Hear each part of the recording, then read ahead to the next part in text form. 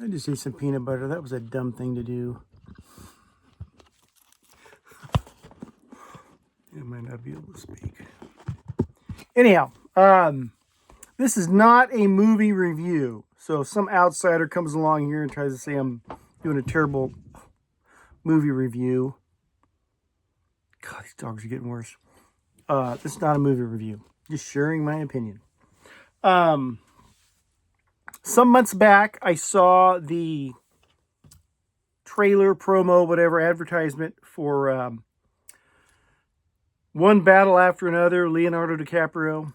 And it looked like a great, as far as, wow, this could be an interesting movie. This is, because it didn't give you much info, but there's a lot of action going on. I thought, and it kept coming up in the feed, and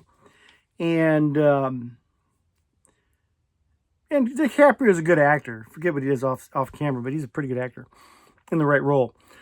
So then I anticipate, I'll keep an eye open for that. Well, on YouTube, I watched a couple of videos of guys that actually saw it and reviewed it. And their lament was, hey, this is really woke. It's like, oh, man, that sucks, because I hate that. Especially Netflix. Everything's, I won't go into it, but just you can tell they got a woke agenda they're peddling.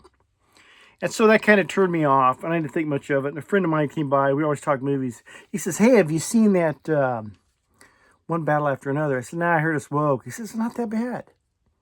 I said, really? He goes, yeah, it's not. He goes, it was a good story. He goes, watch it. And he goes, matter of fact, if you go to this website, you can see it now. It's actually, I think yesterday or the day before, it's on Prime. But a couple weeks ago when I saw it, it was, you had to go through these things. I saw it. It's like a 3-hour movie. It's well over 2 hours. And, but like I said, I was like, well, okay, I'll take a look at it. But I got this woke thing. I probably won't finish it. If it's any kind of woke, I'm not going to finish it. It's filmed really well, or maybe I'm just over noticing just the way it was filmed, the way the scenes, the way they put the thing together to tell the story. Leonardo DiCaprio plays his part very well. Sean Penn was Sean Penn. He plays his part well, this and that. But anyhow, and I'm not going to give the story away or nothing like that. But it's very interesting. Now, is it woke? Well, now it's some woke people. These are leftist revolutionaries who've killed people and blown buildings up, I think down in Southern California somewhere. Did all kinds of, crime and mayhem and all this against the man, the system, kind of thing. And they revolve it around some, there's the deportations going on, like right now, kind of stuff, this and that. And so there's all that, it's there, but I don't think they're trying, at no time did I feel like they're trying to win me over to some agenda. Of course, they're doing battle with this white supremacist group. They got that thing going on. But at no time did I feel that like the Netflix woke crap. So that wasn't an issue. And that's something that really bothers me. But for me, is it a good story? Can you just tell a good story? And they did. I thought it was, I'd watch that again. It's real kind of, it starts out pretty sexual. This gal's in it, she's all horny all the time or wanting to kill people. And, like I said, I won't give any of the story away or nothing like that. I won't try to explain it because it's kind of complex.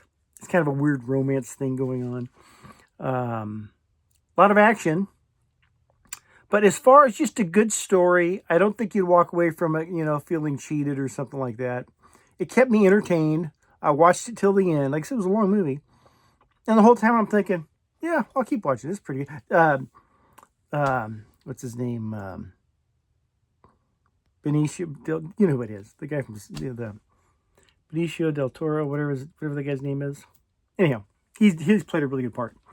But anyhow, if you heard the movie was woke and so you're going to avoid it, don't watch it. It's a good story. There's way more. I mean, if you're anything on Netflix, they're pounding you with it. But this wasn't like that. It was just some screwed up people who live a certain kind of lifestyle and, got themselves into trouble. And there was all weird stuff going on. It was actually a pretty good story. They told a story that kept me entertained. There's a couple of twists, but you kind of see things coming. But there's some themes that I think they might have wanted to sneak up on you with about who belongs to who, this kind of thing. But it wasn't, you kind of figured, okay, I see where this is going. But it wasn't disappointing in any way or anything like that. So but the way it was filmed was really interesting. This is the same guy that I think directed There Will Be Blood with Daniel Day-Lewis about the oil. Really weird show. But man, it had, anyhow, for some reason, I liked the way it was filmed. But it was a good story, kept me entertained. Don't worry about the woke part. And I watched lately, in this winter, I've watched a lot of movies, a lot of streaming videos.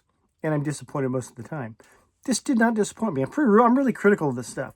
This was an okay movie. Check it out. Love you, God bless.